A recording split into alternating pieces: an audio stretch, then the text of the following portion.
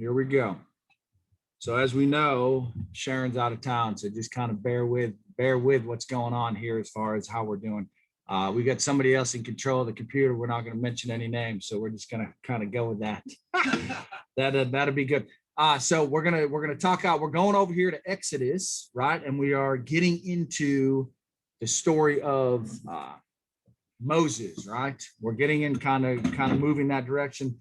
Maybe we'll get to Moses this morning a little bit. We will see. Going back, do we remember from last week? I'll do just a little recap here as far as what went on last week. We have the Hebrew children that are over there in Egypt now, right? Joseph is now dead. He's gone. The Hebrew children are over there and they've had a leadership change, right? We had talked about last week that we need to watch out that when we lose our influence, right? Because there is going to be a time when we lose our influence and we don't have somebody that's in leadership position or whatever that's protecting us. And we're going to have trials and complications and things that go on. And these children of Israel, they've had it pretty easy, right? And they've had the boss that's been on their side and they've been doing their, their farming and everything like that. All of a sudden this leadership change comes. Pharaoh, the king, a new king comes in and he says, look, I don't know who Joseph is. I don't know what went on before me. I don't really care what went on before me. I'll tell you what we're going to do. We got these children of Israel, these Hebrew children that are literally growing quicker than we are. And we are afraid that they are going to take over and they're going to do. So he says, you know what we're going to do? We're going to put them on hard duty, right? Are they used to hard duty? Are they used to hard labor?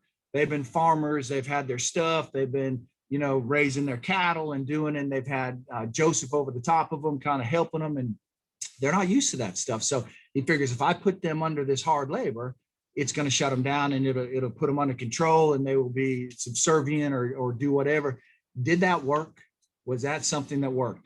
As he put them under the hard labor, right? As he did, and they just continue to multiply, continue to grow and continue to do, right? And he said, well, is that the end of that? And I just go back to, when the enemy on us, right? As we're living our life and we're doing pretty good, and all of a sudden he throws something on us that's difficult, and he says, here you go, man, I'm going to see what I can do. And I'm going to see if I can get under control. I'm going to see if you'll lose your faith or you'll lose your position or you'll do whatever. And we said, no, I'm going to step up in that thing and I'm going to work harder and I'm going to do better. And I'm going to trust more, right?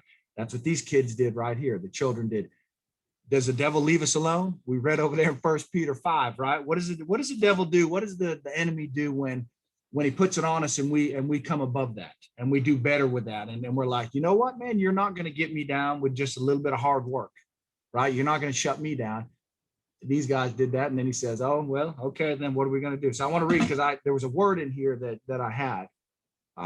As you look at Exodus, and as they go through this first round of hard labor and they do well with it, right? And it says that as you go Exodus 1 and verse 12, it says, but the more they afflicted them, the more they multiplied and grew. They were in dread of the children of Israel. So the Egyptians made the children of Israel serve with rigor. It says that he made them serve harder. He put it on them harder and he shut them down harder and he made them work and labor harder. And it says that, and he made their lives bitter with hard bondage. What is the question that I have on that? What does it mean to be bitter with hard bondage? As they made it through the first round of struggle and hardship and things like that, and they did pretty good with that. Well, all of a sudden he puts it on them more. And he says, okay, now you're going to be making bricks in the hot sun. Now you're going to be building buildings. Now you're going to be just laboring, really tough. And he says that they made them bitter with hard bondage. How do we do in our life? How do we do when we have hard stuff go on and think, does it make us bitter? That's a word right there that I think we need to think about. How do we react? We might go through that and they're still going through it and prospering and they're still doing okay, right? But they're getting bitter. And what does it mean? What happens in our life when we get bitter? Do we get bitter at God sometimes? Upset at God? Like, Lord, I'm gonna go through this thing and I'm gonna persevere through it, but I'm telling you what, man, I'm not real happy about it. And my whole personality gets more bitter and gets more, just upset. And is that good for us to do that? Is that a good witness for us to do that? Yeah, we may be, hey guys, we may be following through with what God has had us to do. We may be, doing okay with that, but we may be getting bitter in that, right? And when the world sees us as we're living our Christian life, how would we rather they see us? Do they want to see an old bitter Christian? I mean, I'm just asking you because we try to invite people and bring people in and say, hey man, come to church with me, or come and do this. And they're looking, look, man, if this is what a Christian's like, man, grumpy and bitter. And you know, my wife tells me continually, right, fix your face. Right? Anybody that knows me, man, when I'm talking to my kids, I'm talking to whoever, you're gonna have to fix your face. You can't hide the way that you feel. And I'm just grumpy and I'm, you know, I don't mean to be. I'm like, that's just my face, man. But bitter with hard bondage, right? That's what he puts on them. So these guys get a little bitter. They're still doing okay, but they're getting a little bitter, right? So you move down. Is that going to be the end of that? I mean, when he puts it on and makes it harder, and then he makes it harder again, just like in our life, when the devil or the enemy puts it on us and makes it hard for us, and we persevere through that, makes it a little harder. We might get a little bitter, but we persevere through a little bit more. Does the devil say, okay, man, I guess they're just going to make it and I'm just going to be done with it? Negative, man. He finds a different avenue to hit us with, right? So he goes to the midwives right here. And he says to the midwives, he says, hey, look, I've gone to these children of Israel. They're still persevering through it, and they're not getting knocked out yet. So these midwives, I want you guys, when the babies are born, right? And this is where we ended last week. And you look down at Exodus 1:19. The midwives, when they're born, he says, I want you to kill these kids, right? I want you to kill the kids. And they're like, nope, not going to happen on that, right? What do they say? They say, and right here in verse 19, it says, and the midwives said to Pharaoh, because of the Hebrew children, women are not like the Egyptian women, for they are lively. They give birth before they come to me. And it says up here before that, the midwives did what? What did the midwives do? Why did they not follow what the king had told them to do? They feared God. Do we fear God in our life? Do we fear God? We say we fear God. When things happen to us, do we really fear God, or do we fear the world? Because I want you to think back on your testimony and your witness and how you lived this week. Did I do things to please men, or did I do things to please the Lord? And because he told me to do, because is it hard, right? Is it hard when we say we fear God and do? Yeah, it's hard, man. Life gets hard, right? But what is the benefit? And these guys, it says, as you read down a little further, they're lively. They give birth before we can come to them. They just told him that, right? And it says in verse 20, therefore God dealt with the midwives, and the people multiplied and grew very mightily. And so it was, because the midwives feared God, that he provided households for them. What does it mean that he provided households for them? What does that mean? How did women, these were women midwives, how did women get blessed back then? What was considered a blessing for them? Okay, families. What is it for the women back then? What was the big thing, man? If you couldn't have children, then you got one of these, what do they call them? I don't know, someone to have kids for you, and I can't think of the word, surrogate mothers, but that's not what it's called in here, man. But right, they had people to have kids for you, and do that. This is how they were blessed, right? So he blessed them. And I want you to read, and we're going to read right here over here in let me get on the right page right here. We're going to read over as we get into Deuteronomy, okay? And I want you to look as Deuteronomy, and it's 28, I believe. I'm trying to find where it is on my sheet right here. Deuteronomy 28. Look over there, because when we fear God, what happens in our life? Do we get blessed because of that? Do we get blessed because of that? I'm telling you, the Lord will bless us if we fear him. What does it mean when you talk about this kind of fear? Is that a scared to death fear? Is that a fear that someone's going to break in my house and shoot me fear? No, this is a godly, reverent fear. This is, we fear the circumstance we're in, but we don't necessarily fear God. That's a good point, because we do, and then we go to God because of the circumstances that we're in, right? But over here, when you look at Deuteronomy 28, and I'm going to read this to you, and I want you to think about this. There is a benefit to fearing and having a reverent fear of God, putting him in control of our lives, regardless of what happens in the world, regardless of where we're at. I'm telling you, God is in control of everything, right? The Lord is in control of everything, even though we may not see it. Deuteronomy 28 tells me, now it shall come to pass, if you diligently obey. What does it mean to diligently obey? Somebody tell me what that means. fully obey, is diligently obeying that my wife and I are married. And I say, well, 70% of the time, I'm going to be faithful to you. 30% of the time, I'm going to go out and do my own thing, and I'm going to, whatever I'm going to do. Is that diligently obeying my marriage vows? How would my wife do with that? Would you say, oh, cool, man, that's good for me, man. You go do your thing and 70% will be together? No, that's not what diligently obeying means, right? How do I follow a diet, right? Diligently I obey my diet. You want to lose weight, right?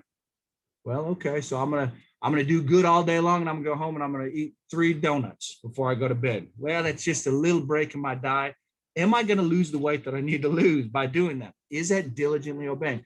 So why do we think when we fear God and when we want to get his blessing in our life, that I can halfway follow God?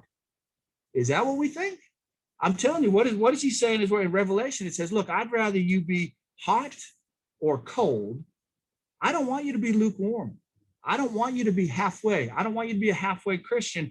I'd rather spew you out of my mouth. You're doing nothing for the cause of Christ if you're a halfway Christian, right? This is, if these midwives had just said, okay, we're going to kill half the kids we're going to save. They're not fearing God. They're not doing what he says, right? So it says, if you diligently obey the voice of the Lord your God to observe carefully, right? What does it mean to observe carefully? Diligently obeying is following to the letter, right? Observing carefully is looking in the word, is figuring out what it says, saying, Lord, I'm telling you what, as much as is within me, I'm going to follow what you tell me to follow. As much as, and are we going to screw that up? Yeah, we're going to screw it up, right? Did I screw it up this week? Yeah, we screwed it up, right? But observing carefully, and that's going back and saying, Lord, I screwed this thing up, man. I know I screwed it up. I did. And I'm not going to repeat that again if I can help it, man. I'm going to try to follow you to the best of my ability. And when I screw up, I'm going to go back to you, like going to our kids and say, hey, man, I messed this thing up and I'm sorry about it. Going to our work, and I messed this thing up. I'm sorry, taking responsibility for what we're doing. That's when God's going to bless us, right? It says that if you diligently obey the voice of the Lord your God to observe carefully all his commandments, which I command you today, that the Lord your God will set you high above all nations of the earth, and all these blessings shall come upon you and overtake you because you obey the voice of the Lord your God. Blessed you be in the city, blessed you be in the country, blessed shall be the fruit of your body, the produce of your ground, and the increase of your herds, increase of your cattle, and the offspring of your flocks. That's just saying, look, man, as we follow God, as we do what we're supposed to do, he is going to bless us. We want to be blessed, right? But we don't want to put the effort into to be blessed. I'm just being honest about that. I want a paycheck, but I don't want to go to work to get it, right? That's kind of like where we're at, right? I mean, that's just our nature. God wants us to follow him and when we do, now you've got to ask yourself, well, I'm following God and I'm studying, I'm doing what I'm supposed to do. And does that mean that when Kip and Christian are supposed to be on here to help me this morning, they aren't going to get sick? Is that what that means? No, it doesn't mean that. Are things going to still fall apart? Yes, but God's going to bless us. What does blessing look like in my life?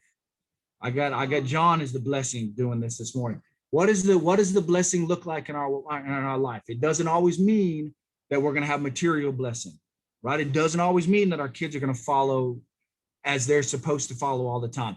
God knows what we need. God knows how to bless us. God knows how the pieces fit together, and he knows what we're supposed to be doing, right? So we just need to follow. We need to obey. We need to diligently obey, carefully observe. Okay, that's what these ladies did. Let's go back over here to Exodus. That's what they did, and they were blessed by their family, right? They got their family, and God dealt with them. So they're not, the midwives aren't killing the kids, right? The children of Israel are having trials and troubles, but they're not backing down. They're still multiplying and growing. They're still doing what they need to do. So then again, is the enemy going to say, okay, man, I guess they're passing this test, and I'm done trying to mess with them, right? I'm done trying to mess with them. Negative, man. Understand 1 Peter 5. What does it say? The devil roams around like a roaring lion, seeking whom he can devour. Seeking, that is continual. If I'm seeking something, I'm continually looking for a way to get to it. He is continually looking for a way to get to us. He tries. One was them, right? Them personal attacks. That's what he did to the children, right?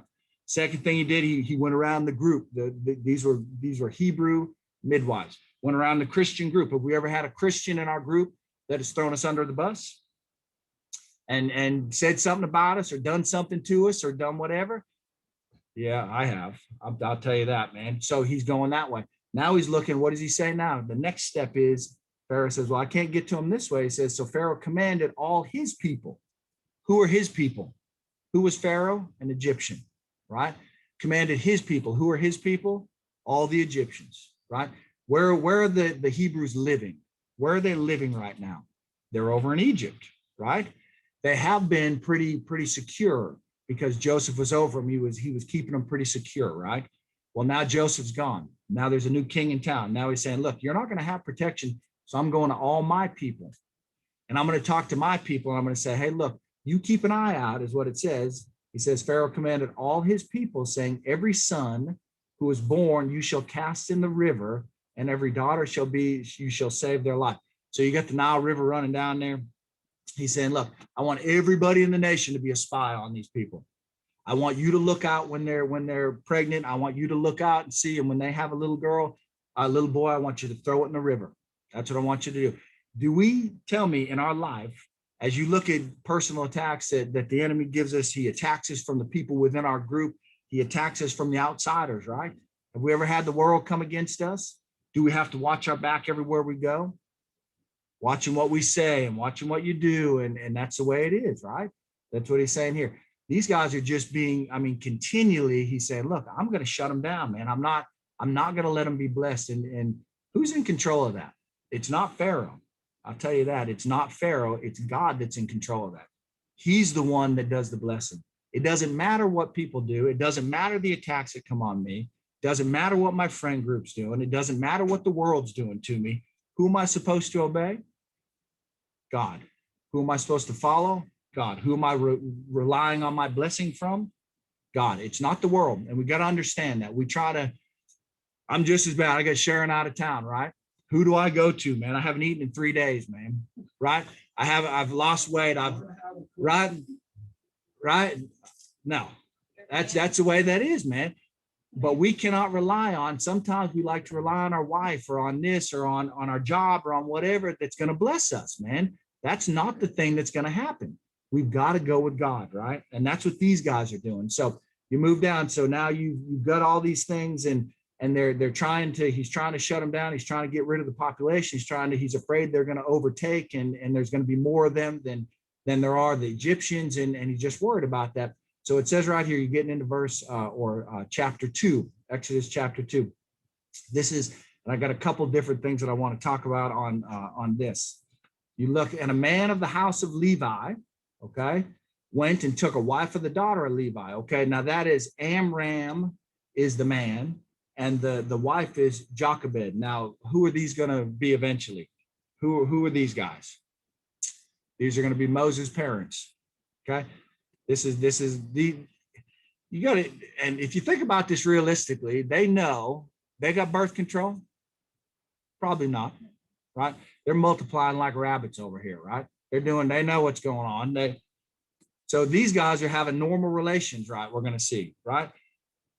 You got to, because they don't know what's going to happen, man, but they're trusting God in the circumstance of that thing, right? The whole community is on high alert right here. Because they're like, if we have a kid, then we got everybody looking at us and we're going to have to take the chance of throwing this kid in the river, right? Do they want to do that? Probably not, man, but they're following what God would have them to do. And it says that you have these two right here. And it says, so the woman conceived and bore a son. What do you think about that? How long does it take to conceive? I don't know how long it takes, man. 9 or 10 months is what they say, right? However long it takes. She is in that period. Do you think that she's just, well, whatever, to birth? I'm talking about the whole process for this thing. Okay. I want you to think about this, because this is how many people are looking after these Hebrew women. How many people are looking after them? I don't know if Pharaoh said, hey, if you find a baby boy and you throw it in the river, then I'm going to give you a reward. Then I'm going to give you a status and I'm going to do something, right? So is he looking out for this? Are these people all looking out, trying to figure out what's going on? It takes 9-10 months to whatever to get pregnant, to develop a baby, right? Do you think that, and I can tell, and Sharon, I tell stuff in this all the time, man, on her. Man, when Sharon was pregnant, we had a 7-pound baby, right? How many pounds did she gain? I'll say 7 or 70, one or the other. We're just putting out. Could you tell that she was pregnant? Probably not. You probably could tell, right? Do you think that these, as they conceive and are going through this process, can the Egyptian people see that she's pregnant? Probably so, right? So they're looking out for that, right? What do you think she's thinking? She's got to be like, oh my goodness, what's going to go on? She conceives and has a boy, right? What's supposed to happen with that boy? Throw him in the river, right? That's what's supposed to happen. What happens? She sees, and I'm going to say, let's read on here in Exodus 2. You've got to think about this practically, man. It says the woman conceived and bore a son. And when she saw that it was a beautiful child, she hid him 3 months. Hid him 3 months. I'll tell you what, I wasn't very involved in my children being brought up. I never got up at night and heard them cry, never got up to feed them, never did any of that stuff, right?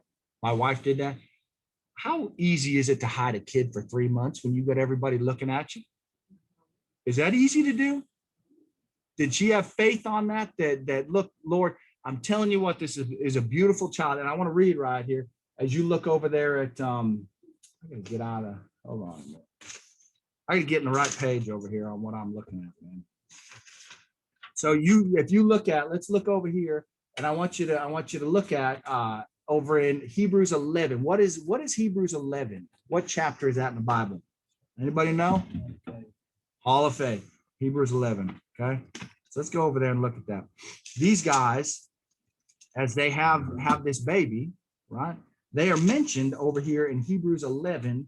And let's look at verse 23. It says, by faith, Moses, when he was born, was hidden 3 months by his parents because they saw he was a beautiful child. They were not afraid of the king's commands. They saw that this was a beautiful kid. They were mentioned in the Hall of Fame of faith because of what they did. Was it easy for them to do that? Was it easy for them to hide this baby boy for 3 months when everybody was looking around? But they made the choice that they were going to do it. Is that right?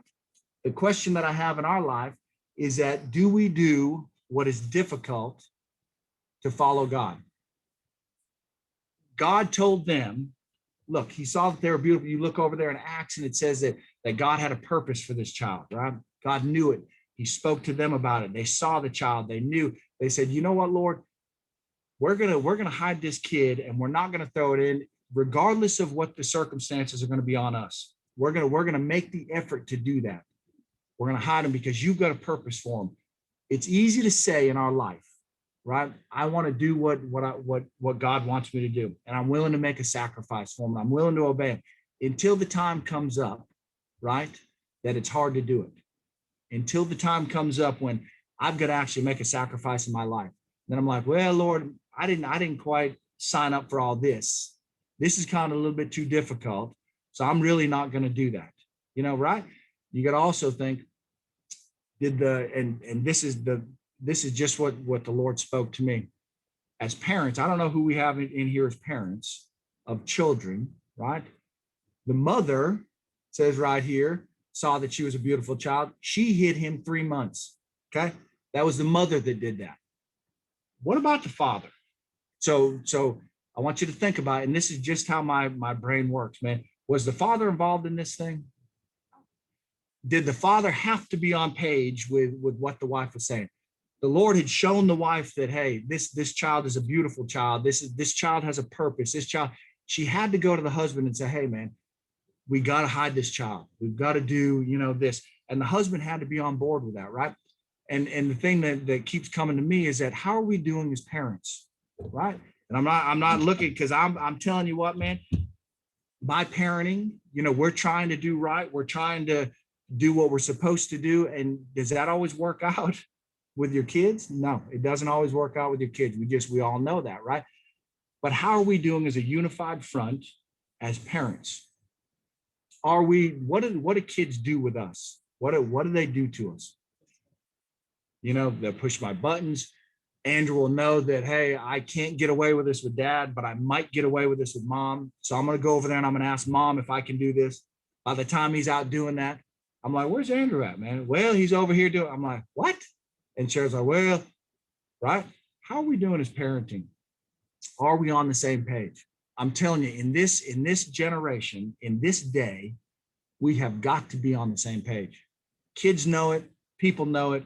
We've got to be on the same page. And that just keeps coming to me that, you know, as parents, we're going different directions, right? We need to sit down and we need to speak to our wife or our husband, and we need to figure out, hey, man, you know, what are we going to do in this situation? How are we going to do this? And if this thing all falls apart, man, are we going to be okay? And is everything going to be good? And right, that's what we need to do. And I'm telling you, why are our kids going crazy? They may just be going crazy because that's just the way the society is, right? But a lot of times they're going crazy because one parent is over here and one parent's over here, and they're not unified in what they're doing. And right, I mean, I know that there's people in here. I know that in my life, I know that online, I know that we have this trouble.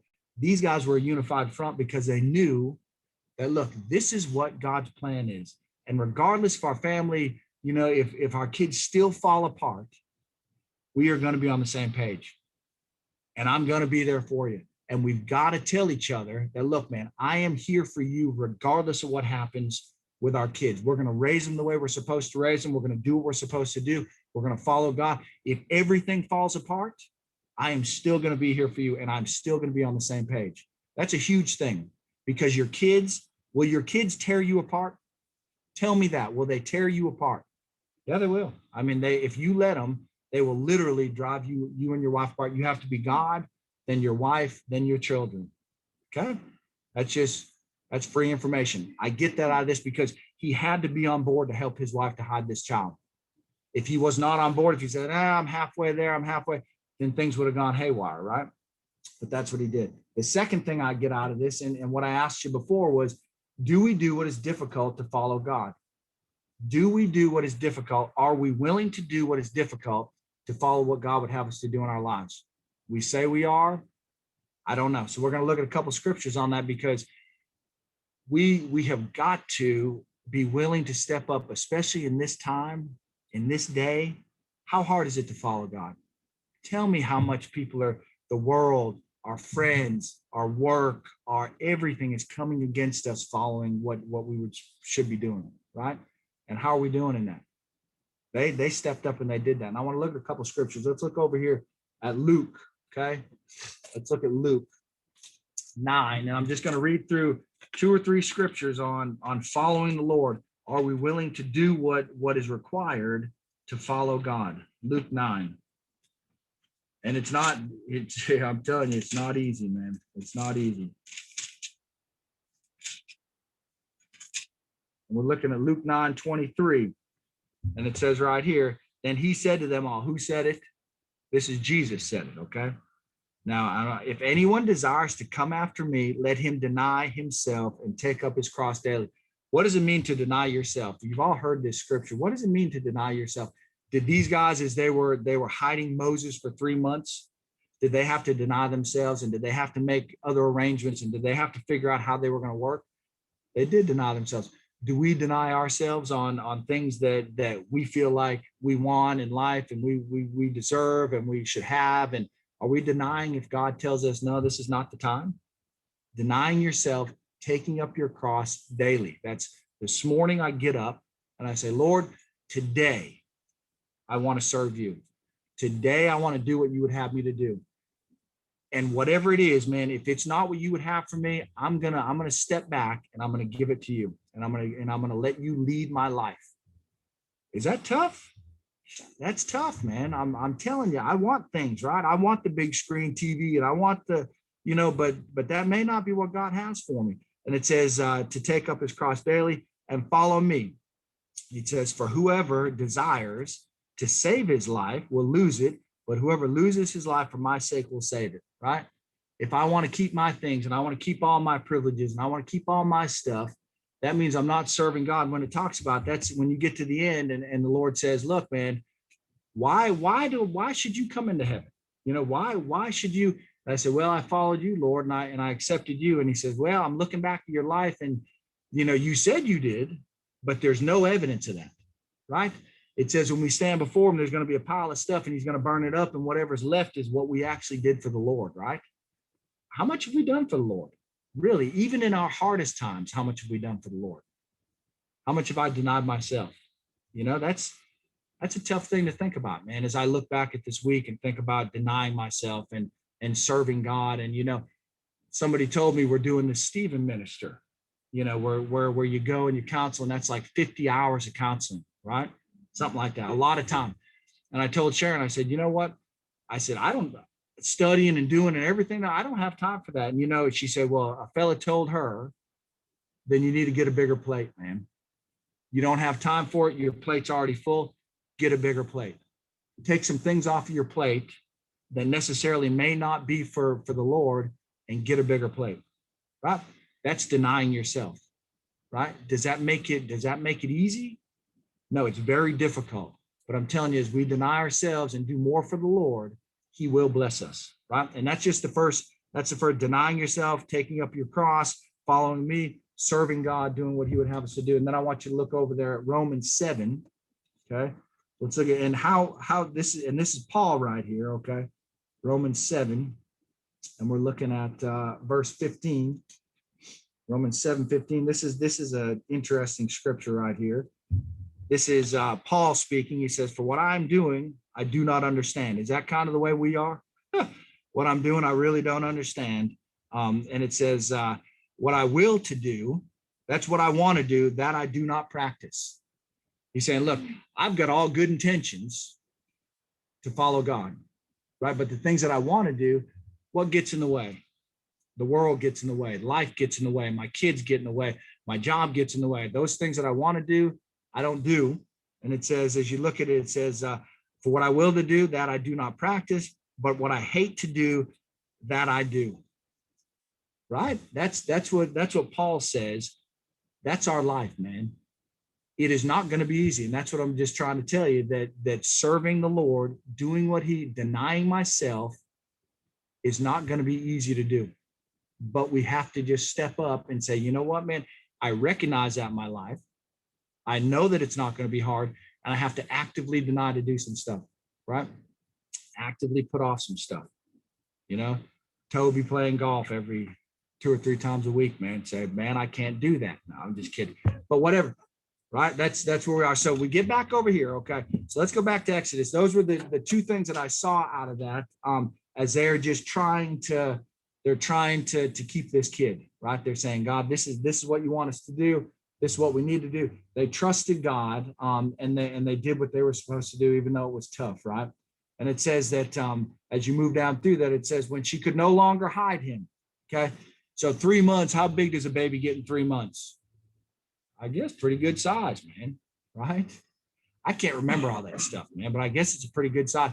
It's hard to hide them after 3 months, right? And she's saying, 3 months is up. We've done the best that we can. I can't hide him anymore. So we're going to have to do something with this child. He can't keep growing up. She already has 2 other kids. I mean, she's figuring it out, right? So what does she decide to do? Does she decide to turn him over to the authorities and say, I did this and I didn't follow the law, and here he is, and put him in the hands of the authorities? Is that what she decides to do? No, she's saying, Lord, I know you've got a purpose for this child, man. He is the deliverer, right? He is the one that is going to deliver them. This is God's chosen child, okay? This is God's chosen child. So she says, look over here in Exodus 2, and this is kind of where we are.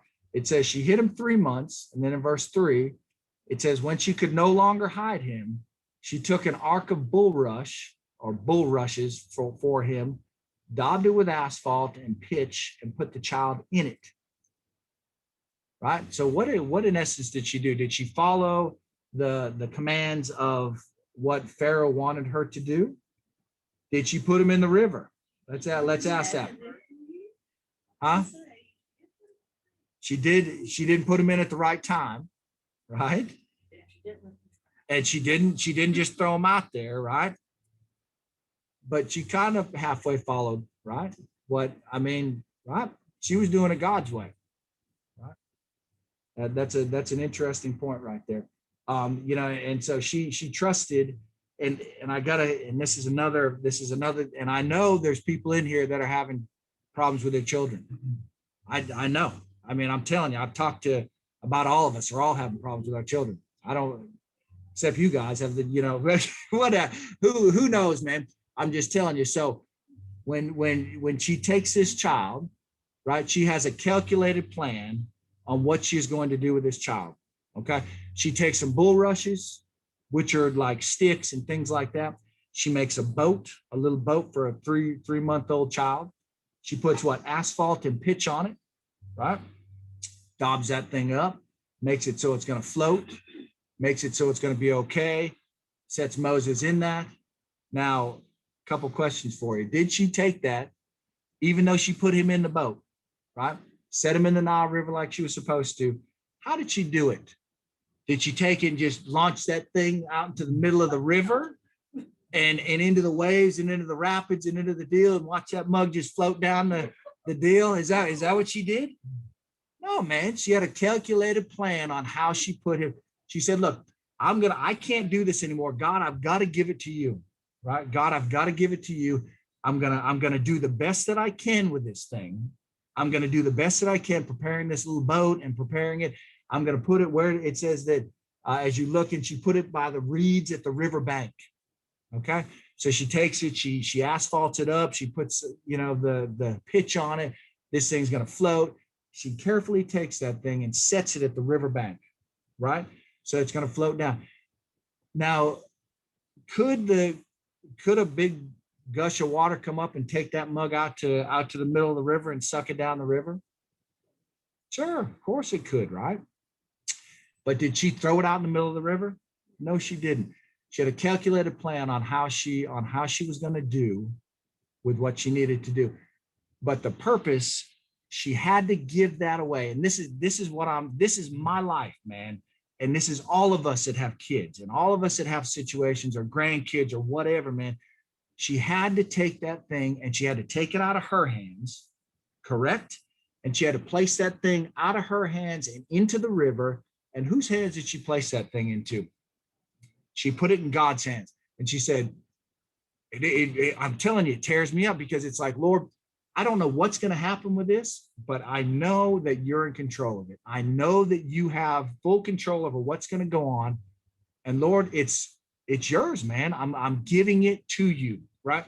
And we talked to a lady down at the beach last year, right? About Hannah going out and doing her school and doing her thing and making decisions that I don't necessarily agree with and whatever. And so this lady said, I'll pray for you about it, right? So Sharon went back down there this year and she said, she talked to we see the same lady at the same restaurant every year, right? This lady's been praying for her. So she asked about it and we said, look, man, we've released her, right? We put her out in the river. We put her out in the world. I talked to Misty this morning, man. You're this age, man. I'm putting you out there and I'm letting you go, right? And I'm trusting that God's going to take care of you. The lady told Sharon, she said, look, you put her out there, you can't take her back, right? You can't take her back. Same thing with any of us in here as we're putting our children out there, right? Did Jesus take his child back that he put on the cross for us?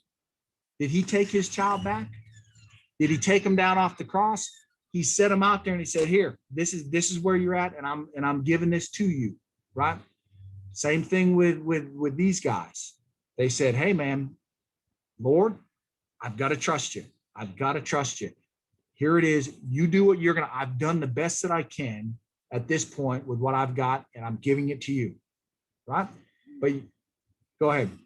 Chad, when we talk about our children, a lot of times, I'll admit in my own cases, my child teaches me, shows me. Sure. And is a better example than sometimes I am for him. Yeah, we can learn a lot from our kids, man. I mean, by putting them out there, we can. And And it's not all, I mean, it's not all bad, man. I mean, we've got to release them out into the world, right? We've got to do that. And that's what they did here. But what I want to tell you is that it was a calculated release. Okay. If that makes any sense. She didn't throw them out in the middle of the river and just say, you fare on your own. She put them over there. She said, God, here it is. You take it.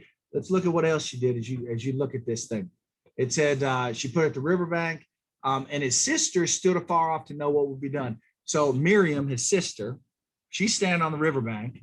She's looking as the mother puts Moses into the water, and she says, okay, I'm going to release it. You keep an eye on him and see how he does. You see where he goes. Now, what else as you move down further in this thing? It says, then the daughter of Pharaoh, who? The daughter of Pharaoh, right? The daughter of the king that said, you need to kill all male children. The daughter of Pharaoh came down to bathe at the river, and her maidens walked along the riverside. And when she saw the ark among the reeds, she sent her maiden to get it. Do you think that she knew? Do you think that she had calculated and watched that river and figured out when Pharaoh's daughter would come down to that river? There was a specific bathing area that they would bathe and they would do their thing and whatever. Do you think that she knew exactly when she would be coming out there? Do you think she put that little boat out there exactly at the right time? Do you think she put her in the reeds and in the weeds over there so it would float kind of slowly down and end up over there where she was? Yeah, because she knew, and she said, look, I'm going to put them out there, but I'm going to put them out there in the hopes and the belief and the faith that you're going to control the passageway of that child, and you're going to put it in the right hands. You're going to put them in the right place, right? And that's what she said. Same thing we've got to believe, right? We've got to believe that, hey, man, as we put them out there, God, I'm not just going to throw them out to the wolves. I'm going to teach them what I can teach them, but I'm having faith that you're going to take that child and you're going to do what you want to do with it. Because every child, let me tell you, every child has a plan. There is a plan for every child. It may not be our plans. We may not know what the plans are. We may not know where they're going, but every child has a plan. God has a purpose for every one of them, right? We got to have faith that you take all these pieces, these puzzle pieces, and I'm looking, I'm like, Lord, this is a mess, man. This is an absolute mess. I don't know what's going on, man, but you know how every piece is going to fit in there. You know exactly where it's going to be. I was even talking to Eric and his plight, Alexis's dad and his plight and the way that he got, everybody gets off track sometimes. Do we agree with that? Was I ever off track? I was probably the only good kid out there, right? If you believe that, people on here that know me, that's crazy, man. And for me to be sitting here teaching, that is God's plan for your life.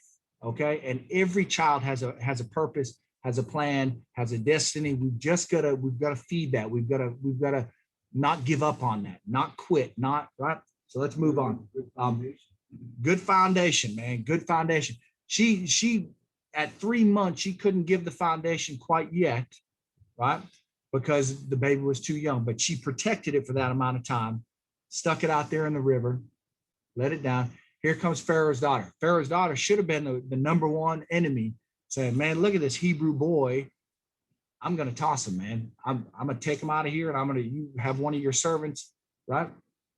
Is that what you did? Let's look. It says the daughter of Pharaoh came down to the bank to bathe. And when she saw this is Exodus 2, and you're down there in verse 5, came to bathe at the riverbank, and her maidens walked along the riverside, saw the ark among the reeds, sent her maid to get in and get it. When she opened it, she saw the child, and behold, the baby wept. Now, I got another question. This baby was 3 months in its parents' house. Did it cry? I don't know, man. You tell me, man. This is God's providence for this child, right? Maybe it went 3 months and never cried and was quiet, and because it had to be hidden and it had to be. God can do that, right? And allow them to take care of this child just long enough. And the first cry that it has, who knows, man? Maybe that is the first cry, right? That said, man, and what is a mother going to do when a baby cries? What I'm going to do, I'm going to throw that mug in the other room with its mother, right? That's what I'm going to do. What does a mother do when she sees her baby cry? What does a lady do when she sees a baby cry? Picks him up and says, and then you got this thing inside of you, nurture, where you take that baby and you say, man, this is a baby, man. I can't, you know what? And that's what she did. She picked this thing up because and I just think that that was the first time maybe the baby cried. Maybe just when she opened that thing up, maybe the first time that baby cried. And the mother said, man, this is a child, because that's God's providence, right? He knows every moment that, yeah.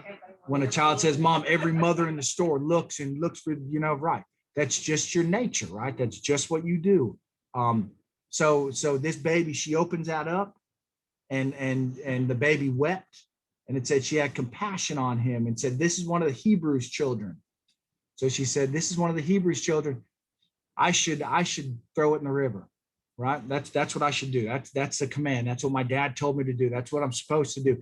I got all these people looking at me, and this is what we're supposed to be doing, right? Is that what you did? But I want to show you here. And it said, then his sister then his sister said to Pharaoh's daughter, this is the interesting thing. This is how perfect the timing is on what went on there. You got the mother who put the baby in the reeds and did whatever. She said, Miriam, who is her daughter, I want you to go look after that child. I want you to see what happens to it. Just floating down, all of a sudden you have Pharaoh's daughter that's there, just happens to be bathing at that time, looks out, sees this thing, picks it up, opens it up, sees the baby crying, has compassion on it, right? At that moment, she's thinking, I need to throw this baby in the river, and I need to get rid of it. That's what we're supposed to do. But all of a sudden, before she has time to even think about that, okay, it said, then his sister, who is Miriam, she said to Pharaoh's daughter, shall I go and call a nurse from you, from the Hebrew woman, that she may nurse the child for you? So she comes on, and immediately she hears that baby cry, opens it up. I need to throw it. Miriam says, hey, man, I see you have a baby. Can I go get a Hebrew mother to nurse that? Before Pharaoh's daughter can think of anything, she's like, yeah, that'd be a good thing. And then that sets everything in motion, right? Back in there. Perfect timing, perfect plan, perfect providence of God. Everything worked out perfectly. So where's the baby going? Who is she going to go get? Who is she going to go get? It's an amazing thing to me, man. She gives up this child, right? The mother gives up this child to get the child back, not only get the child back to raise it in the first years of its life, right? But what else is she going to do? What does it say right here? It says, and Pharaoh's daughter said, go. This is verse 8. So the maiden went and called the child's mother. Then Pharaoh's daughter said to her, take this child away, nurse him for me while I give you your wages. So she said, look, she wanted nobody to make a mistake. She wanted everybody to know that's my child. So I'm going to pay you to bring it up, and I'm going to pay you wages to raise it and to do whatever. Miriam, the sister, went and brought it to her. The mother said, sure thing, man, takes that child back into her house, raises it. And those are the most formidable years. And that's what Dad was saying, that she got a chance to raise that child under the admonition of the Lord, under the providence of God. Teach it the ways of the Israelites, the Hebrews, give it that base, right? That's what she gave it. She gave it a chance to have that base, because look, what we put in, and you can read right here, and this is, let's turn over here, Proverbs 22, okay? And this gives me encouragement, should give all of us encouragement. We've all heard this before. I'm sure we've all read it before. Proverbs 22 and 6, verse 6. Proverbs 22:6, it says, train up a child what? In the way they should go. This is what the mother did right here. She could train the child up in the way it should go. She had the time to do that. Train up a child in the way that it should go. And when he is old, he will not depart from it. Do we know now, and you think about it as we get more into Moses going forward, right? But do we know that she trained this child up in its most, the years that it needed it the most, put in it what it needed in it? Have we put that into our kids? I'm telling you, as Christians, and we have people that have not had that opportunity. Man, I didn't get that when I was being brought up, right? The Lord still has a way, but she put it in them when it was just first born, right? She was able to raise that child. What went on with Moses, as we're going to find out later, right? All that stuff that went in him came back out of him, right? And I've got to have that faith that says, hey, look, man, I put this in my kids. I've raised them the way that I'm supposed to. May not look like they're doing what I exactly want them to do right now, but I'm telling you what, God, I'm having faith that they're going to come back around and serve you, right? And I'm going to pray that. I'm going to believe that. Faith is believing something that we don't see, correct? Believing something that we don't see. You may not see, and it doesn't have to be, this is just a child that we're talking about here. It may be something else in your life. It may be a marriage. I don't know. It may be a job. It may be having faith that, hey, look, Lord, I'm believing and I'm trusting that you're going to work this thing out, that whatever it is in my life, I'm having faith that you're going to work it out. And I'm believing that you're going to take care of it. And I may not see it right now, but I'm believing that it's going to happen. And I'm going to stand on that mug. I'm going to stand on it until I see it happen, right? It tells us in scripture that they may have lost hope if they did not believe they would see it in the land of the living. What is the land of the living? That is today. If I may have lost hope, if I did not believe that I was going to see it take place today, I'm believing that we are going to come back around today, right? That I'm going to see it today. As you look at further down, perfect timing, and when you look at, I want to read this, and then we'll end because we're about out of time. But when you talk about timing, are we doing things randomly in our life as a Christian? Okay, and I don't know if that makes sense to you or not.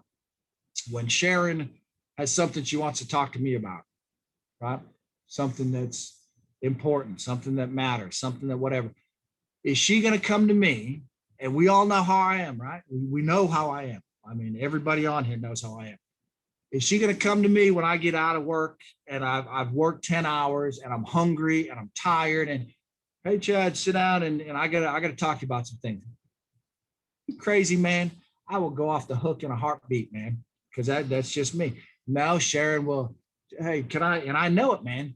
Let me make you a sandwich over here. Let me fix this. Sit down here. Are you comfortable? I'm like, something's getting ready to come out, man. This is timing, right? You don't just do things randomly in our lives, right? As we're witnessing to people, as we're doing the things that we're doing for the Lord, do we have a plan on how we do that? That's a good question, man, because sometimes I just kind of randomly put things out there and it may not be God's time, man. And the Lord, I've been in situations where I've wanted to do something and the Lord says, look, Chad, now is not the time, man. Now I know you want to do what you want to do, but this is not the time. And I go and I do it anyway. And what happens? When I do it myself, that thing falls on my phone. I can go and I think I want to witness to a person. I want to talk to them about this. And they look at me and they think, you've lost your mind, man. And God had told me the whole time, Chad, now's not the time, man. Don't do that. What about our timing? And I can't really, I've only got 4 minutes. So we're gonna talk about that just a little bit and then we'll move forward next week. But how do we serve? How do we serve Christ in the things that we do? Do we have good timing? Do we do the things that we're supposed to do? Do we do it appropriately when God wants us to do it? She didn't just throw this child out in the middle of the river. She knew exactly when, she knew exactly how, she knew exactly every circumstance, had it all prepped out. I mean, to the T, man. That's our life. We've got to be in page with God on what we're doing in our life. Listening to what he tells us to do. Not going on just doing what I feel like doing whenever I want to do it. Making sacrifices for the Lord, right? That's what we need to do. And I can't get in anymore because then I'll run over. I got John over here showing me numbers, doing whatever. All right, John, you can stop the recording. And then, so are there any comments that hit home to me? Because that's what we need to understand in our lives, that look, man, we're all in it together, right? We're all in it together, and we all